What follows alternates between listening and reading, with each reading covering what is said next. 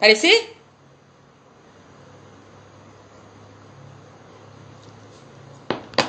Uai, eu tô me vendo.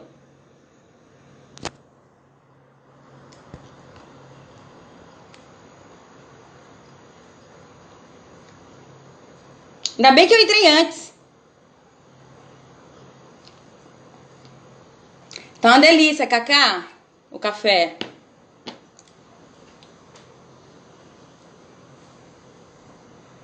Então, ótimo. Vou esperar dar... Eu entrei antes, gente, ansiedade.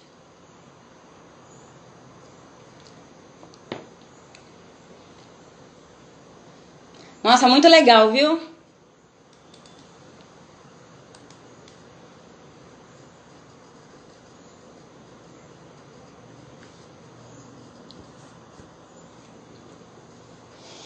Todo mundo me ouvindo. Ai, gente, é muito... Ó, eu preciso confessar... Eu tenho 1 minuto ainda pra falar besteira, né? Eu preciso confessar que é muito estranho a gente se ver e não se ouvir. Tipo, eu vou precisar muito de que Carla entre logo.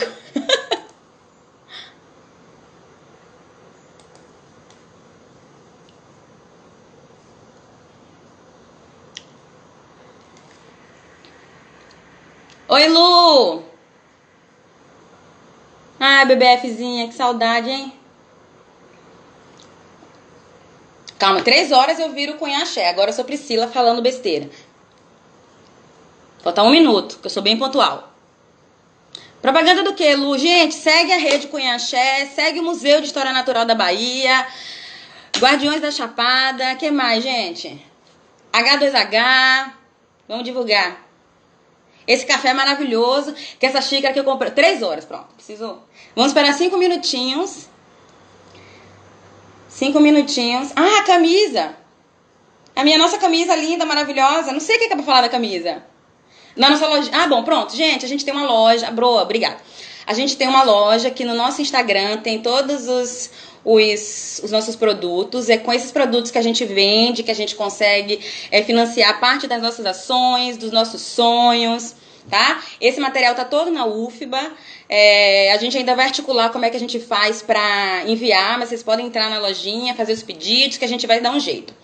Eu sou de um outro coletivo, que é o Ictio Mulheres, se vocês puderem seguir, é muito interessante. Várias ictiólogas brasileiras e não brasileiras também, discutindo uma série de coisas relacionadas a mulheres na ciência dentro da ictiologia. O que mais vocês querem que eu fale? Mandaram enrolar 5 minutos aqui, gente. 5 minutos é muito tempo.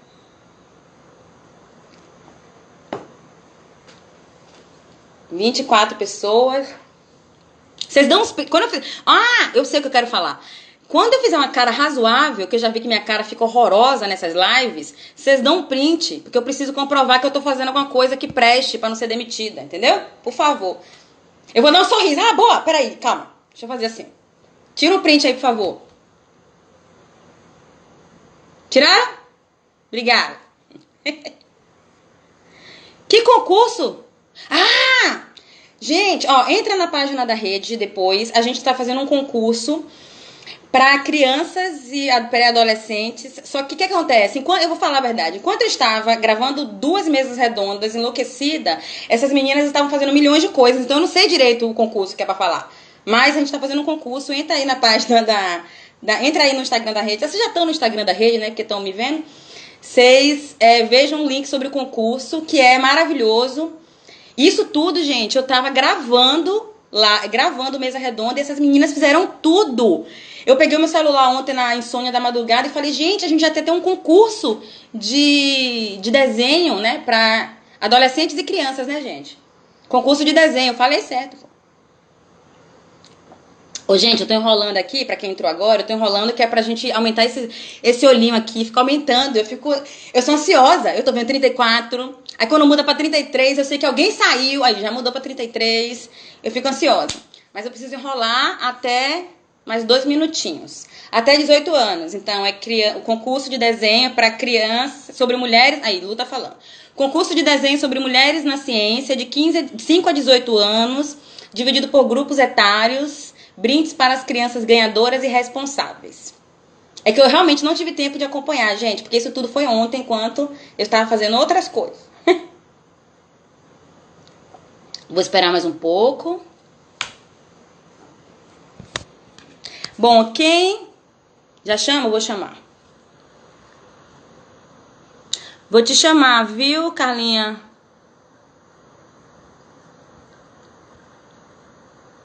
Não.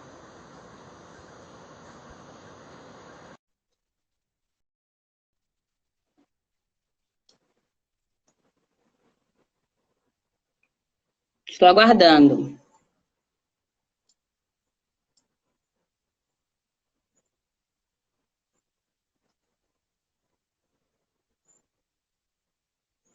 Aguardando. Oi, Adri. Aguardando o bate-papo com o Netuno. Tô esperando. Vou esperar ela.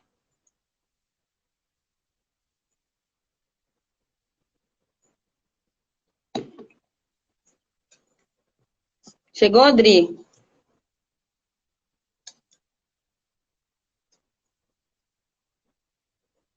Aguardando o bate-papo com o Netuno.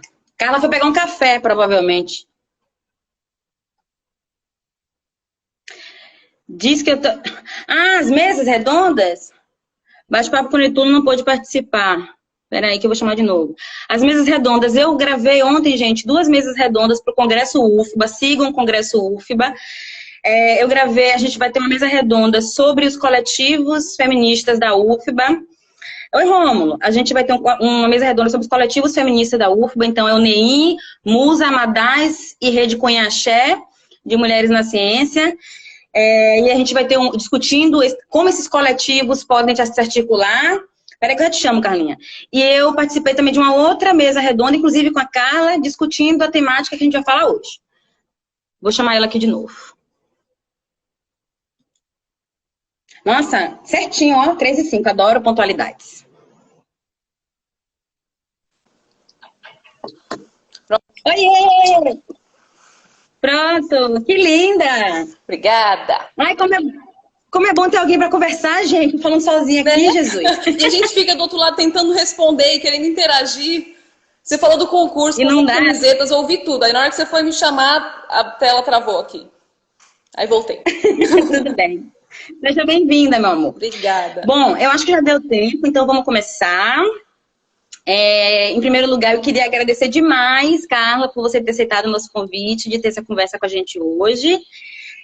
Para quem está entrando agora, não sei se todo mundo conhece o que é esse evento que a gente está promovendo, o que é o Coisa de Mulher.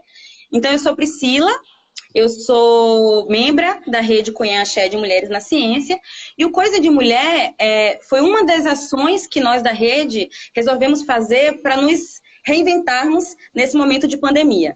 Então, a gente sabe que a gente está vivendo um momento que o isolamento social é importante, então quem puder, fica em casa, e se sair, usa máscara. A gente sabe que a gente está vivendo um monte de incertezas, as pessoas estão super inquietas, e a gente está, ao mesmo tempo, vivendo um cenário que a gente está sendo bombardeado de informações, bombardeado de conversas, muitas delas apenas sobre a pandemia, sobre o coronavírus, que são conversas importantes mesmo, mas a gente também uma coisa que a gente pensou na rede foi, vamos aproveitar esse momento que as pessoas estão ligadas de alguma forma, né, pela tecnologia, para a gente retomar assuntos que são super importantes a gente conversar. E assuntos envolvendo as questões de gênero e assuntos envolvendo as questões de gênero na ciência, eles fazem parte desse leque de assuntos, né, cara? Então, a gente resolveu criar o Coisa de Mulher, que na verdade é uma sequência de lives que acontece todas as quartas-feiras, geralmente às 15 horas da tarde, né? A gente teve uma excepcionalidade. Então, essa é a nossa terceira semana do evento. No primeiro momento, a gente teve a professora doutora Mercedes Bustamante falando sobre pesquisadoras em posições de poder. A gente achou muito interessante começar essa conversa de mulheres, né, mostrando que as mulheres podem ocupar posição de poder. Então, vamos chegar, como a nossa segunda convidada falou maravilhosamente bem, vamos chegar com o pé na porta já, né? A gente não bate e pede licença, a gente mete o pé na porta. Então, a nossa segunda convidada foi justamente a doutora Lígia Moreiras. Ela falou sobre ciência e maternidade. Então, assim, foi muito interessante. As duas lives, elas foram extremamente engrandecedoras. Então, quem não teve oportunidade de assistir, eu super aconselho que assista agora. Essas lives, elas estão disponíveis no canal da rede, no YouTube. Né? A gente vai fazer um post bonitinho, mostrando o canal e tudo mais. E aí, nesse cenário de discutir pesquisadoras em posição de poder, de discutir ciência e maternidade, veio a ideia da gente falar de mulheres na ciência e em atividades de campo. E aí uma questão que surgiu no momento que a gente teve a ideia desse tema foi, a gente vai falar disso logo agora, que a gente está em momento de pandemia, de isolamento social, então assim, a gente não pode, infelizmente, porque eu amo coletar, a gente não pode ir para campo, a gente está com todas as atividades, eu espero que todas as atividades de campo estejam suspensas, mas por que então que a gente vai falar disso? Tipo, vai ser igual dar só mostrar o doce para a criança e não deixar ela experimentar? Só que eu espero, né, eu tenho certeza, se eu bem conheço a Carla, eu tenho certeza que ao final da nossa live, as pessoas que estão nos assistindo, elas vão entender que tem uma série de questões relacionadas com a participação das mulheres em atividades de campo, que vão muito além do poder estar em campo. E essas questões, elas são questões sobre as quais a gente precisa conversar, né, Carla? Com certeza. Então, assim, a gente precisa falar sobre as coisas que a gente vai falar, as coisas que a gente tem falado, né, que o Bate-Papo com o Netuno falou, que a gente falou na mesa de ontem. Então, a gente resolveu colocar esse tema como um tema prioritário, porque falar sobre as questões relacionadas a esse tema são muito importantes mesmo nesse momento. Então, a nossa live de hoje é Ciência na Prática, Mulheres em Trabalho de Campo. Eu vou apresentar agora com muita honra a nossa convidada. Então, eu estou compartilhando a tela de vocês com a doutora Carla Elif.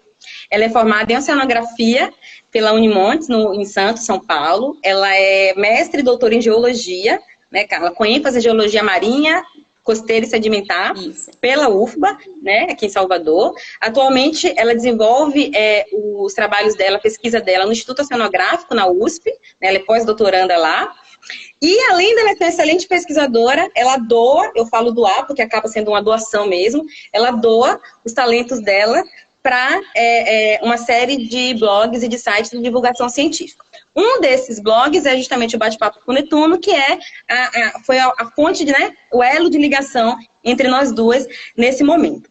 Então, a gente convidou a Carla para estar aqui com a gente hoje, porque além do blog, né, do Bate-Papo com o Netuno, está envolvida uma série de questões relacionadas à temática que a gente vai abordar hoje. A Carla tem muita experiência de campo, né? Eu perguntei para ela, Carla, quantas coletas você fez mais ou menos para eu divulgar?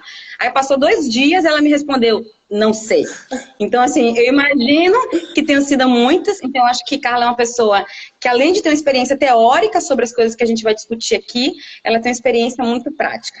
Então, Carlinha, seja muito bem-vinda. Muito obrigada por ter aceitado o nosso convite. Eu já vou passar a palavra para você. Se você quiser falar alguma coisa além sobre você, sobre sua história, fique à vontade. Eu só queria, antes de passar a palavra para você, começar logo com uma das perguntas que foram trazidas para a gente.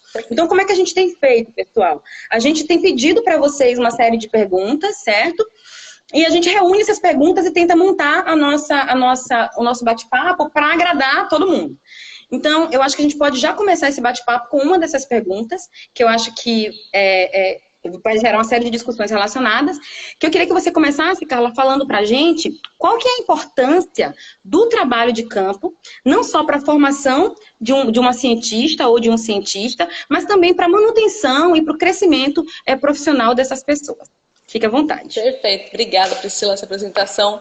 Nossa, eu tô super animada com essa live. Eu adoro esse tema, eu adoro estar em campo também. Tô morrendo de saudade de fazer minhas coletas. E realmente, como você falou, a gente vai conversar sobre isso e é meio mostrar assim, o doce para a criança e falar que não pode, mas o assunto vai muito além. E assim, a gente, conversando sobre isso agora, a gente pode planejar melhores campos, a gente pode planejar melhores saídas, melhores expedições, tá? Então isso é uma oportunidade bem legal.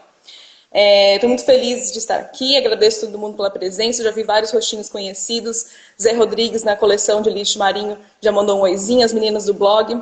O Bate-Papo com o Netuno dos blogs que eu faço voluntariado, é o meu favorito, eu não posso nem mentir. A gente faz um trabalho muito legal junto com a Priscila também, essa questão de gênero, mulheres na ciência, a gente tem essa mesa redonda que vai sair nas próximas semanas.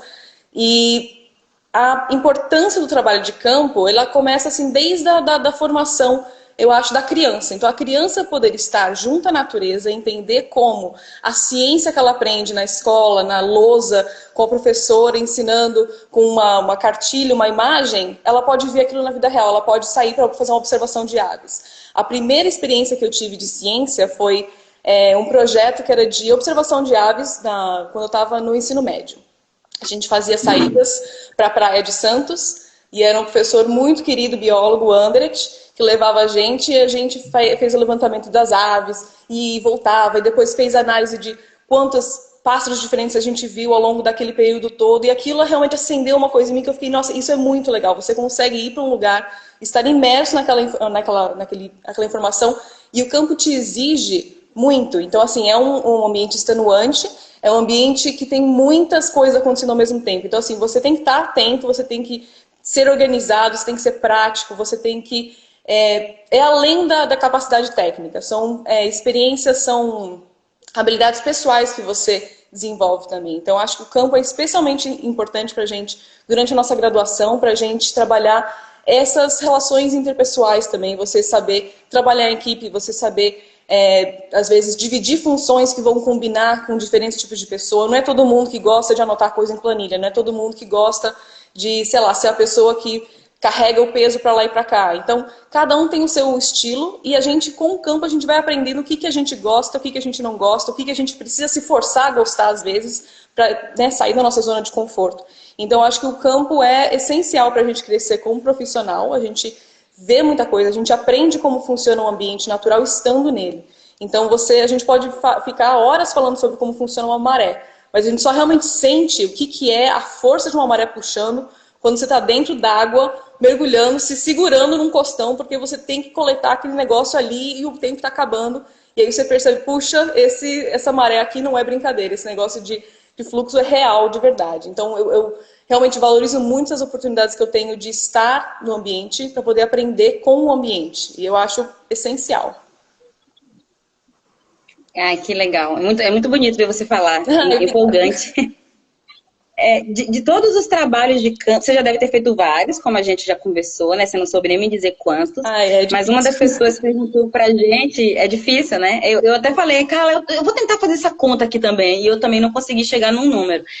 Uma das pessoas perguntou pra gente qual que é o trabalho de campo que marcou a sua vida, no aspecto de qual foi o trabalho de campo mais difícil que você já teve, e qual você consideraria o tipo de campo que é mais legal? Porque você falou para mim que você já participou de campos variados, com objetivos e funções e temas variados. Então, assim, eu queria que você contasse qual foi o mais difícil e por que foi mais difícil, e qual foi o mais legal, o que você mais gosta de participar. O mais difícil, eu acho que foi, na verdade, um projeto que tinha várias campanhas de campo. Era um projeto chamado Marplast, e a gente tinha coletas em 3 praias na Bahia. Eram 3 locais, era em São Paulo, na Bahia e em Alagoas. A gente estava na Bahia na época, eu fazia parte do núcleo. Zé Rodrigues está aqui na rede Recolixo, esse perfil aí. Era parceiro nosso também nessas coletas. Então, a cada 3 meses a gente visitava 3 praias diferentes para fazer análise da poluição por lixo que estava naquela praia. Então, a gente coletava material numa área sistematizada. Era sempre a mesma área, era sempre limpeza total, abaixo levando o dia inteiro. A gente chegava na praia antes do sol nascer. E na primeira vez que a gente fez a coleta, a gente estava testando metodologias. A gente ficou até o sol baixar e a gente já estava voltando assim com lanterna na cabeça, terminando as coletas. E a gente teve que entrar por um condomínio. Quando a gente foi voltar, o guarda já tinha mudado, ele não reconhecia nem a gente. Falou, quem são vocês que querem entrar no meu condomínio? Falei, não, o nosso carro está aí dentro, a gente falou com fulano antes e tal. Então, o Marplast foi uma campanha assim, de 3 em 3 meses, depois de 6 em 6 meses, assim, fantástico de aprendizagem. A gente, aí depois a gente começou a fazer esse negócio que eu falei, de cada um descobrir o que tem mais afinidade de analisar, como é que a gente consegue deixar a equipe bem azeitadinha. A gente acertou a fórmula e a gente ia, e nossa, era muito trabalho, mas a gente tem uma relação meio amor e ódio com o Marplast. A gente fala e fica assim, nossa, lembra como era trabalho, que trampo que era aquele Marplast. Ai, mas era bom, né? Aí a gente fica lembrando das histórias boas. Acho que esse é o meu favorito. Quando eu penso em saída de campo, a primeira coisa que me vem esses trabalhos de praia que eu fiz na parte de poluição. E a parte, assim, de melhor campo, talvez, é difícil pensar no melhor, porque, como eu falei, existe uma relação de amor e ódio, às vezes, com o campo, né? A gente tem campos que são muito legais, que você vai olhar para trás e falar assim, gente, aquilo lá foi um lugar lindo, mas eu tive que andar não sei quantos quilômetros, embaixo de sol, de chuva, do não sei o que, mas foi muito legal. Então você fica meio assim. Os campos de mergulho, que eu fiz com mergulho científico, muito maravilhosos, porque a oportunidade de estar embaixo d'água é fantástica. Isso é algo que eu vou sempre carregar comigo. Mas talvez um dos meus favoritos, que foi muito recente, foi um trabalho de campo relativamente simples, no extremo sul do Rio Grande do Sul. Eu estava fazendo uma disciplina na FURG e eu acompanhei a professora Paula Dias e o professor Heitor Francischini num trabalho de campo de paleontologia. O Rio Grande do Sul tem uma riqueza gigante de fósseis da megafauna do Pleistoceno e eles afloram na praia. Então eles iam fazer uma coleta desse tipo e a gente falou, nossa, eu nunca vi fóssil na praia, como assim? Como é que funciona isso? Eu quero participar disso. E eles levaram a gente e eu me senti uma criança de novo, porque a gente parava o carro na praia, descia e entre os concheiros, porque eles chamam que são as áreas com muitas conchas, a gente ia catando entre as conchinhas, aparecia assim, um dente de tubarão fossilizado, uma placa de casco de tatu gigante, e coisas assim fantásticas que eu fiquei, gente, olha só essa riqueza que tem numa praia dessas e nunca vi isso antes. Então, acho que esse foi um dos mais marcantes, mais recentes. Um campo de paleontologia, nunca imaginei que eu fosse participar. Ai, que máximo, que legal. Eu nunca participei, mas legal. Essa relação de amor e ódio com o campo é impressionante, né? Porque assim, amo ir pra campo, de vez em quando eu me olho, nojenta, imunda, sem comer, ou então comendo carne de urubu, que eu acho que até isso eu já comi. Aí eu penso, o que eu tô fazendo aqui, né? Então, assim, é bem isso. A gente tinha esse campo que era de 3 em 3 meses, então assim, acabava, a gente acabou, daqui a pouco já é 3 meses de novo, já tem toda a logística, não sei o quê. É muita organização. Então, quando você vê, assim, é muito trabalho, mas é muito legal. Tipo, eu nem terminei de tirar os carrapatos da última coleta, já tá na hora de coletar de novo. Tipo isso. Tipo assim, né? Possível. Em outra pergunta de uma pessoa, Carlinha, diz respeito a como é a logística do campo, para você, a sua experiência. Você costuma ir a campo sozinha? O que é que você acha de ir a campo sozinha? Você acha que é um tipo de atividade que a gente pode fazer sozinho? Aí eu não tô nem falando homem e mulher, eu falo pessoas em geral. Se você acha que o trabalho tem que ser em equipe, se você acha que a gente geralmente é bem preparado para ir para campo, né? A gente tem curso, você já teve algum curso de primeiros socorros antes de ir para campo? Você acha que as pessoas, que geralmente a gente se instrui sobre a localidade, sobre a região, para saber das dificuldades? Como é que funciona na logística das pessoas, para as pessoas entenderem mais ou menos como funciona? Como é a sua experiência? A regra assim, básica para mim é não ir a campo sozinho. Não importa se você é mulher, homem, seu nível de experiência.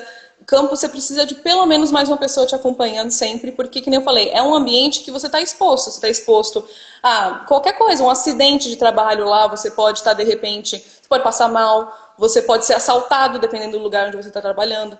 Então, tem várias coisas que, assim, ir em equipe vai ser melhor. Você não vai precisar fazer tudo sozinho. São muitas coisas que você vai ter que fazer num campo.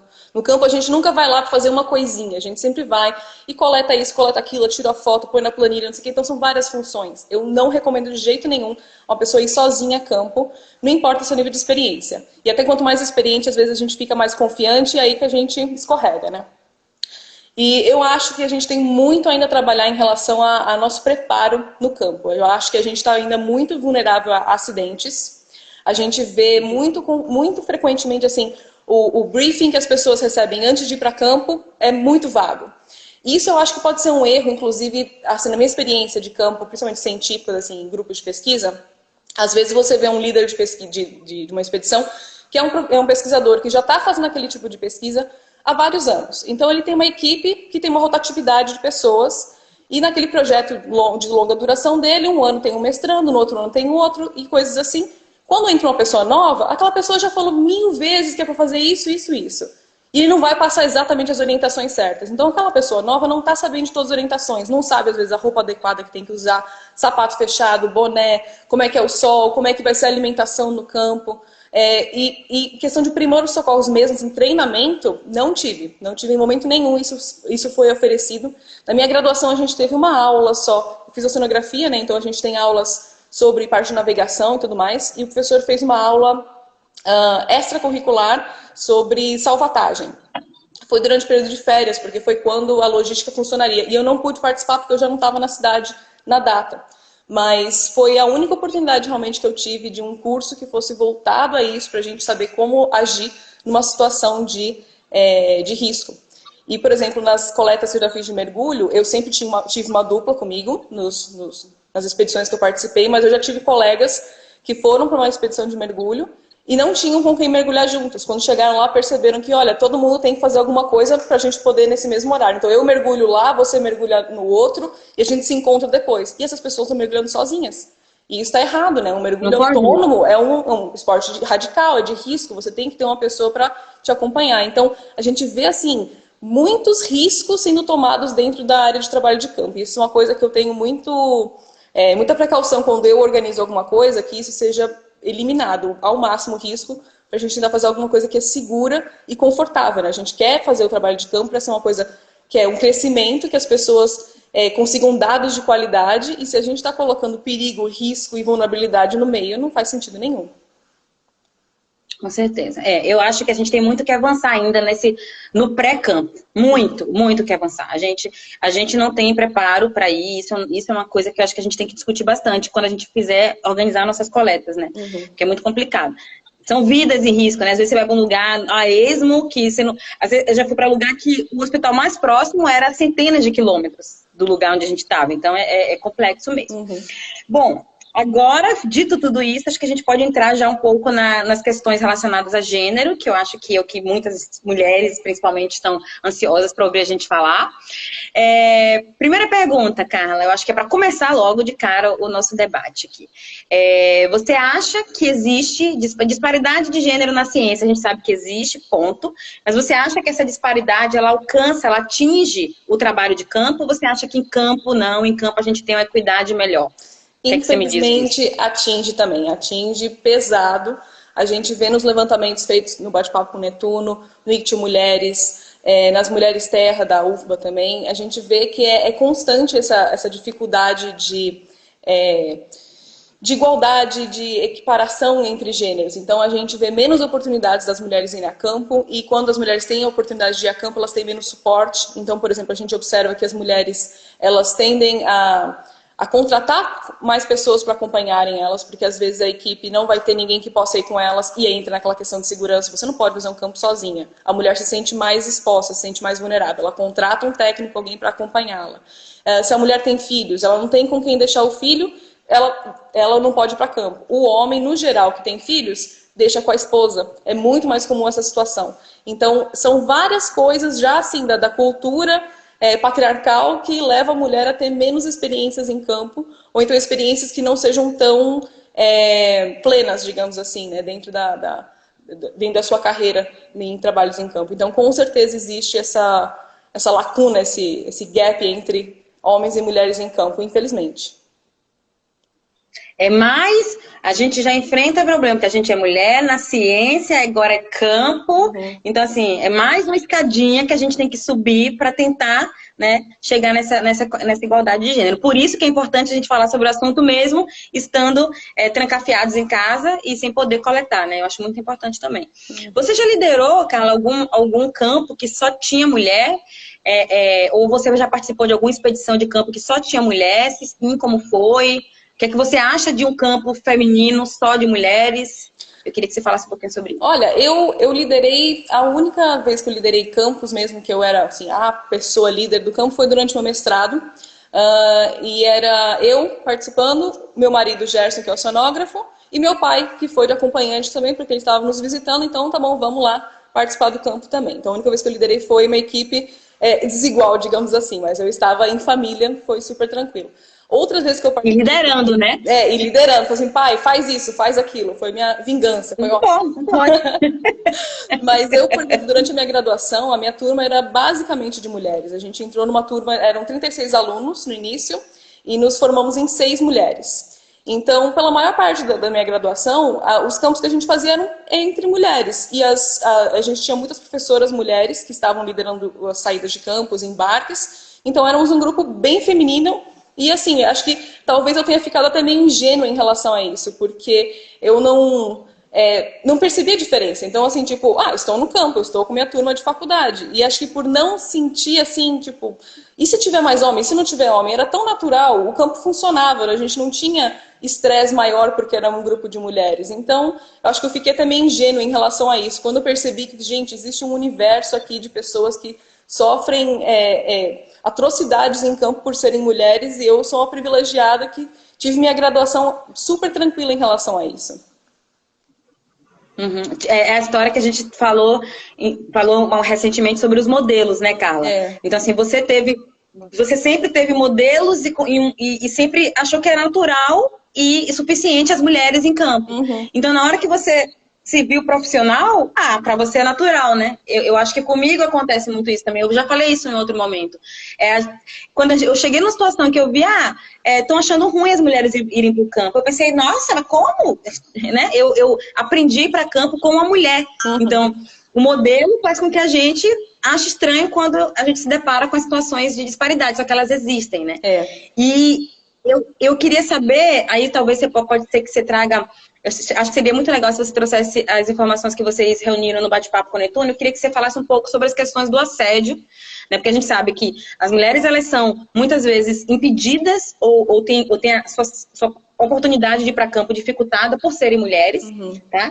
Então, aí beleza. Então já é difícil. Aí quando você consegue superar essa dificuldade, aí entram as questões do assédio sofrido no campo, né, das violências sofridas em campo. Então, assim, eu queria que você me dissesse, primeiro, se você se sentir à vontade de falar, se você já viveu algum tipo de situação dessa. Se você não quiser falar sobre isso, tudo bem. Se você já ouviu falar de alguém que vivenciou, como foi essa história, aí você pode ficar super à vontade, porque eu sei que você tem bastante coisa para contar pra gente. Perfeito. Eu mesma, a única vez que eu lembro, assim, de sentir uma tensão foi uma saída de campo que ia rolar pelo estágio. E aí me chamaram, falaram assim, vai ter a saída tal dia, você pode participar? Minha primeira reação foi gelar, porque eu pensei, tal técnico vai embarcar também. Só que aí, assim, durou 2 segundos, porque na sequência falou assim, vai você e você, fulano, não sei o quê. Aí eu percebi, ufa, é uma equipe de pessoas que eu confio. E assim, isso é errado. A primeira reação que eu tive ao ser convidado para uma coleta de campo no meu estágio, eu estava super animada e tal, foi ficar com medo. Foi ter, assim, gelar, porque pode ser que tal pessoa fosse e ia ficar super estranho, como é que vai ser passar um dia embarcado com essa pessoa? E não foi. Então, assim, olha que errado, né? Mas essa rapidinho, só para entender, essa pessoa era uma pessoa que você tinha razão para não querer estar sozinha com ela no campo por outras questões. No laboratório era já assim conhecida por assédios, já tinha assim certos gestos e toques e palavras que não eram bem-vindos. E eu pensei, bom, se na presença do supervisor a pessoa já fica assim à vontade, imagina se tiver só eu e essa pessoa numa embarcação. Então eu já fiquei sabiada em relação a isso. E aí me falaram que não vai ser com essa pessoa, vai ser com fulano. E aí, beleza, esse fulano aqui eu conheço, eu confio nessa pessoa, e foi tranquilo. Então, você vê, a gente já fica já direto com essa reação de medo, né? Então, eu não aproveitei aquela chamada para ficar emocionada, tipo, que legal, me chamaram, eles estão confiando no meu trabalho.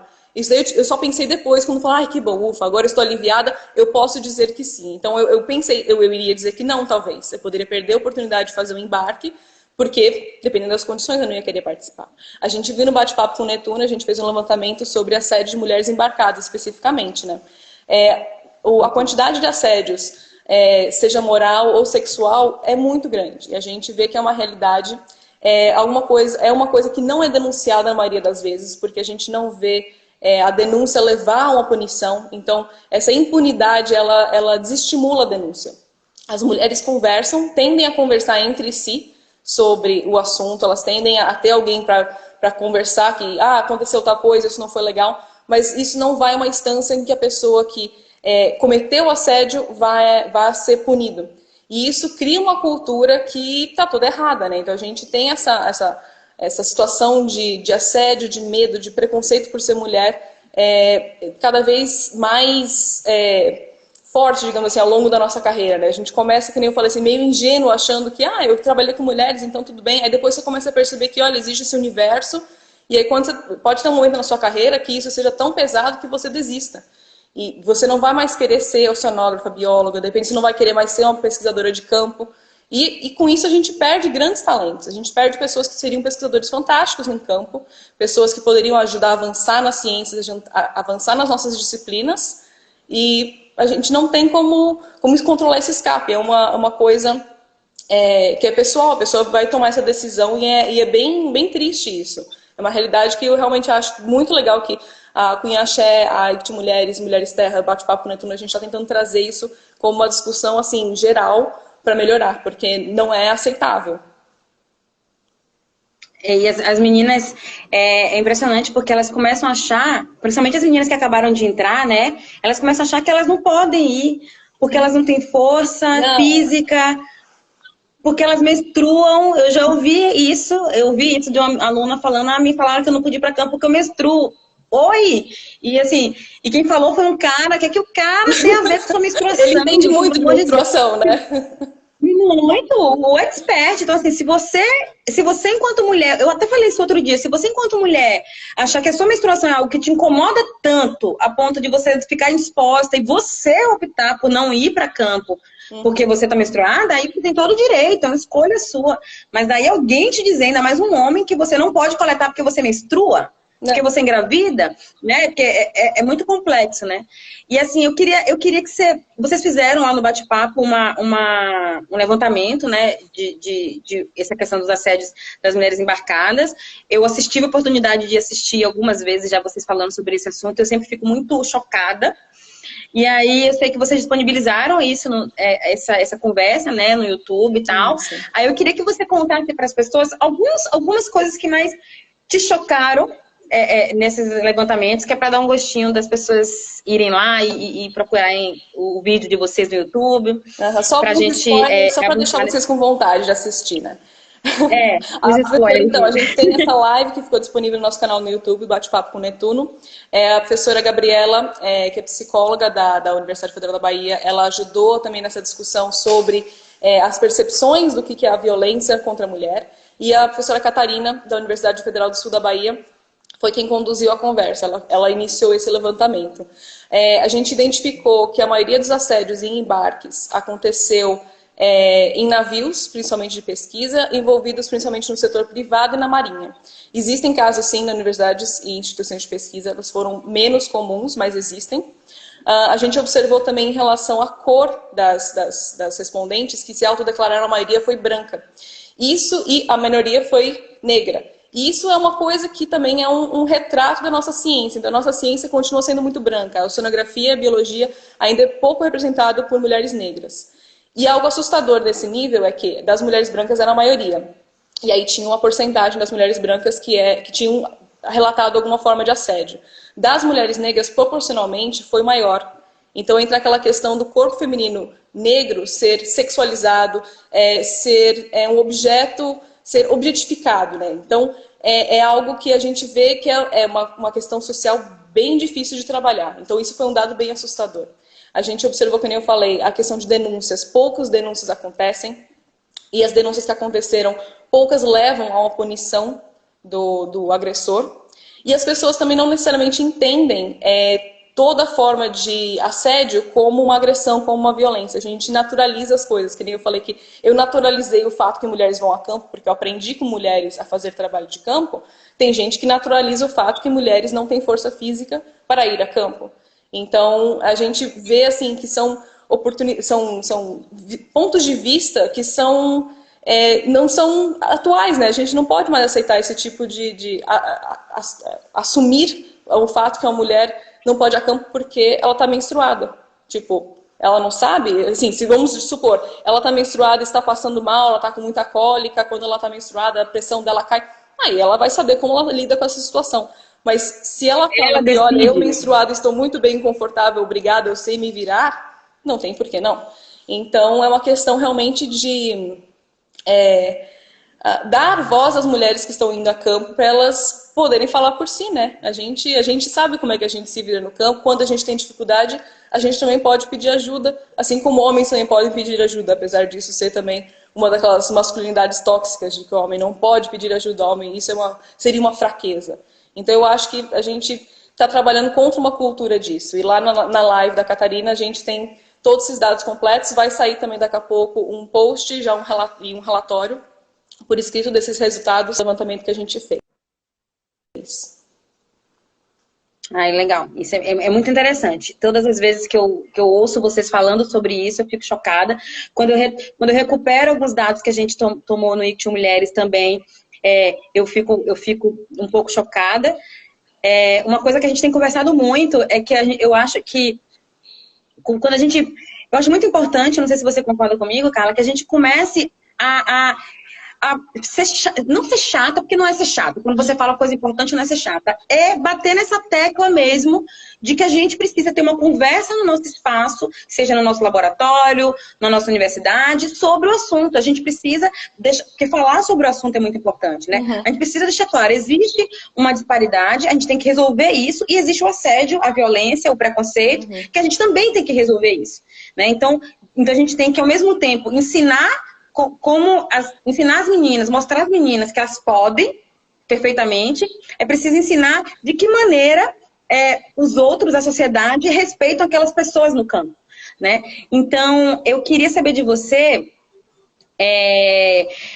como é que se você já ouviu desses relatos que vocês obtiveram no Bate-Papo com Netuno, ou das suas experiências, se você já ouviu alguma mulher descrever, ou se você saberia descrever a sensação do que é ser excluída numa viagem de campo, né? Tipo, alguém já relatou que isso efetivamente afetou na produção, afetou no amor pela carreira, né? Esse processo de exclusão, se você tem alguma coisa para contar pra gente nesse sentido.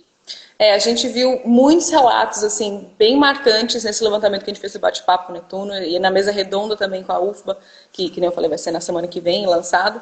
Tem relatos, assim, que você vê que são muito marcantes. Então, a pessoa, ela indica que ela aconteceu, por exemplo, uma situação de assédio, que a camarote dela foi invadido durante a noite e a pessoa deitou na cama junto com ela.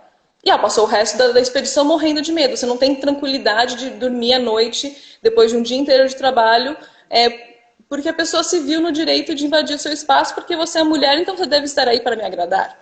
Então, como que a pessoa ela consegue... assim, seguir naquela carreira, sabendo que esses aí são desafios. Então, vai muito a pessoa sentir um trauma desses. Realmente, eu não culpo ninguém que tenha desistido de ir a campo, que tenha desistido de embarcar, porque passou por alguma coisa desse tipo. Porque realmente é alguma coisa que é marcante na sua vida. Você escolhe o que você quer para a sua vida, o que você quer da sua carreira. Se você quer trabalhar com pesquisa, com consultoria, com, sei lá, qualquer outra coisa. Você pode fazer uma faculdade e depois falar, ok, fiz minha faculdade, agora eu vou trabalhar com outra coisa. Também pode. Mas isso foi uma escolha sua. Se você é forçado a tomar qualquer um desses caminhos, isso é muito ruim. E você tem que tomar uma decisão dessas de não vou mais embarcar, porque coisas ruins acontecem quando você embarca. Isso é terrível. A gente vê nesses relatos do Bate-Papo com Netuno, muitas mulheres indicando como o trabalho delas foi afetado e como elas deixaram de seguir essa carreira. E é o que eu falei, a gente perde muitos talentos nisso. E isso é aquela coisa que é ruim para a comunidade científica, como para a sociedade como um todo. Homens e mulheres se dão pior, digamos assim, né? Sem essa parcela da população participando ativamente na ciência. Sem mulheres na ciência, a gente perde grandes talentos, a gente perde grandes oportunidades. É difícil a gente imaginar assim, hoje, né, com tudo que a gente alcançou, assim, uma ciência que não possa ser acolhedora para todos. Então, ser excluído desse espaço, você perceber que de repente, quando foram juntar a equipe de trabalho, não escolheram você porque sabem que você é mulher, ela vai ter que carregar uns pesos aí, colocar aquele cilindro de mergulho, 25 quilos nas costas, vai ter que andar. Não vai funcionar, não. Vamos chamar logo o fulaninho porque ele é homem, ele carrega. E fulaninho é uma varetinha desse tamanho e que você teria mais força física do que essa pessoa. Só que é homem, então automaticamente é mais forte. Então, ninguém fez teste físico, basicamente, quando começou um estágio. E aí estão comparando, né, quem que é o mais forte do grupo para poder fazer o trabalho mais pesado. Não existe isso. Eu nunca vi nenhum grupo de pesquisa fazer algo assim. Se fizerem, ok. Aí eu fico quieta. Se eu perder para um homem que é mais forte que eu e o trabalho exige força e foi constatado que ele é mais forte, tá bom. Aí não vou reclamar.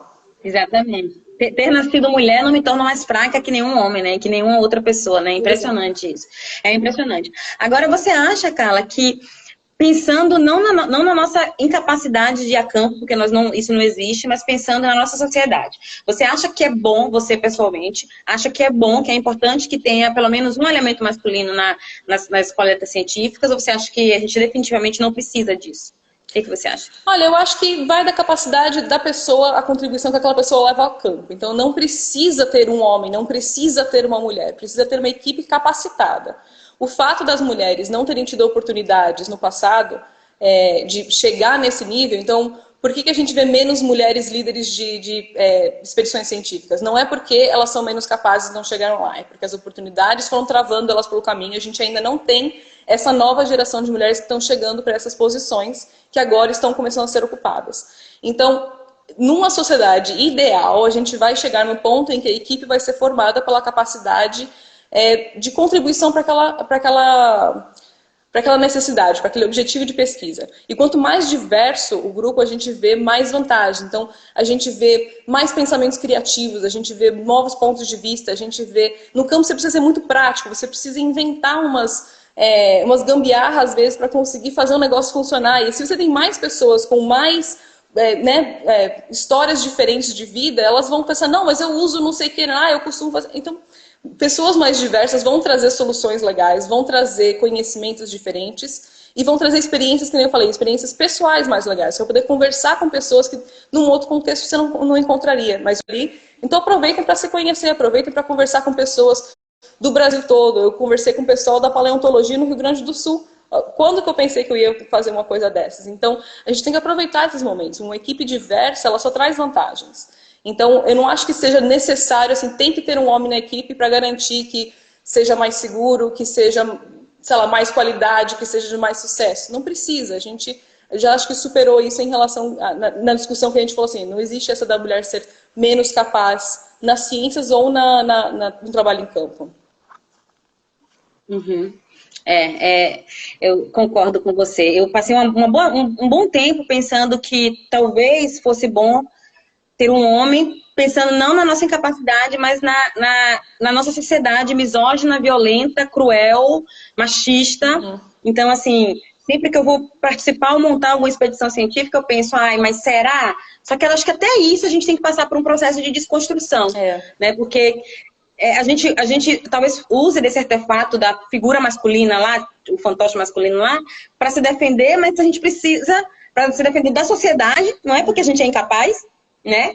Mas talvez a gente precise, de fato, começar a se questionar sobre isso. Então, de repente, uma coisa que a gente nunca faz, e que talvez fosse importante a gente ir, é contactar, por exemplo, porque às vezes a gente não sabe nem para onde a gente vai, né? No campo, mas quando a gente faz uma expedição um pouco mais planejada, com objetivos mais específicos, de repente a gente contactar prefeituras, seguranças, a polícia local, avisar, iremos X pessoas.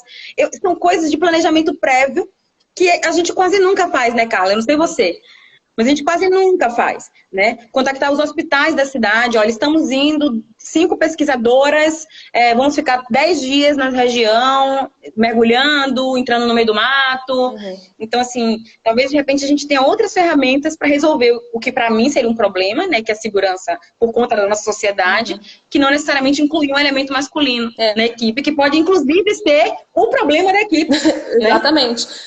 E assim, a gente vê também que se a gente está incluindo, por exemplo, um homem na nossa equipe só porque a gente acha que ele vai ser o nosso segurança, a gente perguntou para ele se ele quer ser nosso segurança, ele tem algum treinamento para isso? Se chegar alguém para fazer alguma coisa com a equipe, chegar com uma arma, ele vai proteger a gente mais só porque ele é homem ou não? Vai ser o suficiente para intimidar uma situação? Então, assim, realmente, assim, pensando friamente, um elemento masculino na equipe vai intimidar qualquer vulnerabilidade que a gente tem, sim ou não? Se tiver essa possibilidade, que de repente, melhor trocar de ponto de coleta, porque esse lugar aí tá bem punk de trabalho, vamos procurar um lugar mais seguro. E outro que de repente seria melhor contratar, então, alguém que seja um técnico de segurança, alguma coisa assim, para acompanhar uma coleta que seja numa área que seja mais perigosa, ou alguma coisa do tipo. E isso que você falou, a gente também corre o risco de, por exemplo, a pessoa que a gente escolheu o elemento masculino ser justamente a pessoa que achou que, bom, que legal, me chamaram para esse harém, e eu vou lá passar 10 dias com as meninas no mato. E assim, não é isso a ideia do trabalho, né? Estamos a trabalho em campo. O campo não é passeio. Uhum, com certeza. Se você, Carlinha, fosse escrever um livro hoje, que eu intitularia, que é uma cartilha, é, eu, pequena coletora, o que eu não posso esquecer antes de ir para campo? Isso como mulher, né? Pensando nessas questões de gênero, de violência que a gente está falando. O que é que você listaria nessa cartilha? Baseada na sua experiência, nas coisas que você conversou no bate-papo com o Netuno, em tudo. Olha, pensando em termos práticos, a coisa que assim não pode faltar são checklists. Eu sou a louca do checklist para campo. Eu faço o checklist do dia anterior, eu faço o checklist do que eu preciso pegar de manhã, eu faço o checklist do que precisa ser feito no campo e vou ticando tudo e fica assim, eu adoro essa padronização, essa parte assim. Então assim, como fazer checklist, como garantir isso daí. Mas eu acho que assim, as mensagens importantes para uma cartilha dessas assim, é indicar que assim, eu, pequena coletora, eu posso ir para campo,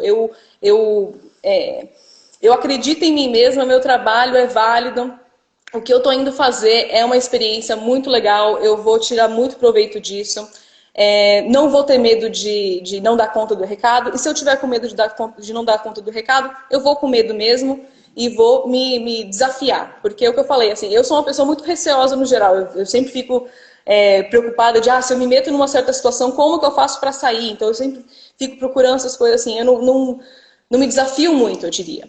Eu fico bastante na minha zona de conforto. Mas quando chega para o trabalho de campo, eu acho que essa é a única hora que realmente eu tenho conforto em sair da zona de conforto. Eu me desafio o suficiente para experimentar coisas diferentes. Então, que nem eu falei, a gente fez campos que a gente... Não sei quantas vezes que eu já vi o sol amanhecer na praia fazendo trabalho de campo. Trabalho extenuante. Então, assim, você pensar que, nossa, eu preciso melhorar meu trabalho na academia para poder fazer um campo melhor da próxima vez. Então, você cuidar da sua própria saúde para ficar mais resistente, para você ter melhor condicionamento, para você poder fazer um trabalho legal e você depois ver aquela informação toda que você coletou sendo apresentado por um aluno, por exemplo. É muito legal essa contextualização, você acompanhar o aluno em campo, você ver a pessoa entendendo como é que funciona tudo isso, e aí depois o produto daquele campo ter sido relacionamentos diferentes, a pessoa ter tido experiências, ter tirado fotos em campo, gente. Tirem 1 milhão de fotos. Quando eu estava na graduação, a gente não tinha câmeras no celular tão boas e quase ninguém tinha câmera digital para levar e a gente não tinha tanta oportunidade de registrar esses momentos. Então, é uma coisa muito boa. Então, na minha cartilha, eu com certeza ia dar uma enfatizada na questão de vai mesmo para campo, não deixa de ir não, mesmo se você estiver com medo, e faça checklists. Com certeza, assim, você falando, viu o sol amanhecer e tal. Gente, eu posso dizer hoje, sem sombra de dúvidas, que eu conheço o Brasil de norte a sul por conta das viagens de campo. Eu conheço os lugares mais lindos que eu já fui no Brasil, eu fui quando eu estava em viagem de campo. Eu já nadei, eu já tive a oportunidade de nadar com espécies que eu descrevi. Olha isso, gente. Gente, que massa. Foi assim, um dos momentos mais emocionantes da minha vida. A gente descreveu uma espécie de peixe e um belo dia a gente foi nadar com essa espécie que a gente deu o nome. Então, assim, isso para a formação das pessoas, não só como cientistas, mas para a formação das pessoas como seres humanos. Uhum. Sabe? Você tem que chegar, você chega num campo, você tem que se despir do seu título de doutora ou doutor, ele fica lá no lixo, lá na universidade, e aí você chega, se veste de toda a humildade que você é capaz e chega para um pescador ou chega para um marisqueiro, para uma marisqueira, para uma pessoa que é dona de uma fazenda, de um sítiozinho, e fala assim, olha, dá para você me ensinar? Onde eu pego esse bicho? Onde eu pego essa amostra? O que eu faço aqui? Às vezes a gente não sabe nem... A gente descobre coisas sobre até o comportamento dos bichos que a gente trabalha, sobre a ecologia dos bichos que a gente trabalha, conversando com essas pessoas. E a gente se torna um ser humano melhor. Com né, certeza. Então, acho que eu fiz justamente no Instituto de Pesca, então meu início de carreira foi com biologia pesqueira e tal. E, gente, os pescadores sabem muito, muito, muito. É você conversar com as pessoas locais, você conversar com a pessoa que vive aquele ambiente, que é o que eu falei, quando a gente tem a oportunidade de ir para campo com frequência, se você mora numa cidade de praia e você quer trabalhar com biologia marinha, com oceanografia, até com outras profissões que têm a ver com o meio ambiente, vá para a praia, mas não só para tomar sol, vá lá e pega a areia na mão, vê o que você vê naquela areia, presta atenção nas ondas, dá uma olhada assim, vai entendendo aquele ambiente. Se tem alguém pescando, vai lá e pergunta, o que tem? de pescar aqui? Pode fazer uma pergunta bem boba, não tem problema. Você falou, despia esse negócio de títulos. Quando você vai para o campo, você, assim, eu na verdade acho que as poucas vezes que eu fui apresentada como, você é a doutora, não sei o que, eu fiquei até meio sem graça, porque eu acho que cria uma barreira, assim, uma distância das pessoas. E não é para ter isso. Eu acho que a ciência é para todos. E, assim, todos fazem parte da ciência, né? Então, a gente ter essa oportunidade de ir para campo e mão na massa mesmo é essencial. Eu acho fantástico. Para a gente se formar academicamente, isso aí que está falando não sou eu nem você, né, Carla? Uhum. Tem trabalhos publicados que indicam que quanto mais as pessoas se envolvem nas atividades de campo, mais elas são produtivas e têm chance de crescer melhor na carreira, né? Não é achismo nosso, né? Isso é devidamente já publicado. Acabaram as perguntas que as pessoas mandaram, não sei se a galera mandou alguma coisa aqui no bate-papo. Mas tem uma pergunta, não sei, deixa eu ver se alguém tem alguma pergunta. Vocês têm alguma pergunta para fazer, gente? Eu vi várias coisas rodando aqui, mas é muito difícil de acompanhar. Né? As coisas rodando é que as pessoas, a gente tá falando de campo, aí tá todo mundo com ciricutico, porque assim, eu já quero desligar de você, eu já queria me enfiar no primeiro carro e pro primeiro meio rio que eu tenho na frente aqui. Eu não quero ficar em casa, tipo, né? Eu acho que a conversa aqui tá bem baseada nisso. A gente tem mais um pouco de tempo, Carlinha, e vou te fazer uma pergunta. Eu vou te fazer duas perguntas. Deixa eu ver se alguém tem alguma pergunta para falar aqui. Acho que não. Acho que a gente cumpriu bem o que as pessoas estão elogiando seu checklist. Adoro o checklist também. Todo mundo querendo ir para campo aqui. Tem duas perguntas, então a gente está quase chegando no final do nosso tempo. Tem duas perguntas que eu quero te fazer, que são perguntas que a gente na rede gosta muito de fazer para as pessoas que a gente entrevista sempre.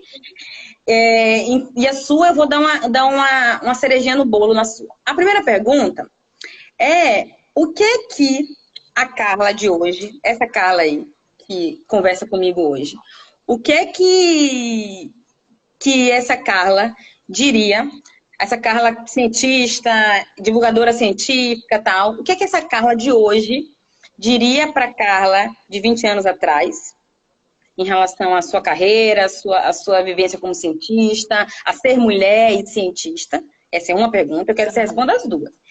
E o que a Carla de hoje também diria para a Carla para Carla a Carla quando ela foi para a primeira viagem de campo dela, que eu acho que tem um pouco a ver com a história da cartilha do Minha Pequena Cientista, mas bem pessoal. O que você diria para você mesma na sua primeira viagem de campo? Então, o que a Carla, cientista, pesquisadora, divulgadora científica, mulher já, né, madura, diria para a Carla de 20 anos atrás? E o que a Carla de hoje diria para a Carla no primeiro dia de campo dela? Chega aqui, minha flor, deixa eu te contar uma coisa. Como que seria isso? Bom, eu diria para a Carla de 20 anos atrás, para continuar sendo a ecochata nerd que ela era, que o caminho que você está indo, você vai se divertir muito, vai ser muito legal. Continua assistindo os seus animais extraordinários e ficar olhando enciclopédias e coisas do tipo. Isso é o que você gosta. E não tem problema se os seus outros amiguinhos não necessariamente... Porque assim, eu era a única ambientalista jovem da minha escola. Assim, da minha turma, eu acho. Eu não lembro de... Assim, meus amiguinhos não achavam ruim de jeito nenhum o que eu fazia. Assim, que eu era a que falava sobre reciclagem, a que lembrava de separar o lixo. Né? Não tinha problema nenhum com isso. Mas eu não tinha outras pessoas que tinham essa mesma pegada, sabe? E eu não me sentia solitária com isso porque eu era muito feliz com isso. Mas eu enfatizaria. Isso aí, continue sendo assim, você vai se divertir muito. Vai ser muito legal. E também diria isso para minha Carla do primeiro campo. Você vai se divertir muito, você vai curtir pra caramba esse negócio de campo. É desafiador, mas vale muito a pena. Eu acho que eu não mudaria o caminho que eu tomei e o rumo que eu tive até agora. Ai, que linda! Boas dicas, boas dicas. Adorei, Carlinhos, adorei nessa conversa. Tá aqui me dizendo que tem poucos segundos para terminar, então eu queria te agradecer demais. Te conhecer foi um presente desse momento que a gente está vivendo. Acho que é o segundo momento que a gente tem a oportunidade de conversar, então muitíssimo obrigada, viu? Obrigada. Um beijo enorme para vocês. Beijos para todos. Tchau, gente. Obrigada por terem ficado com a gente. Tchau, obrigada.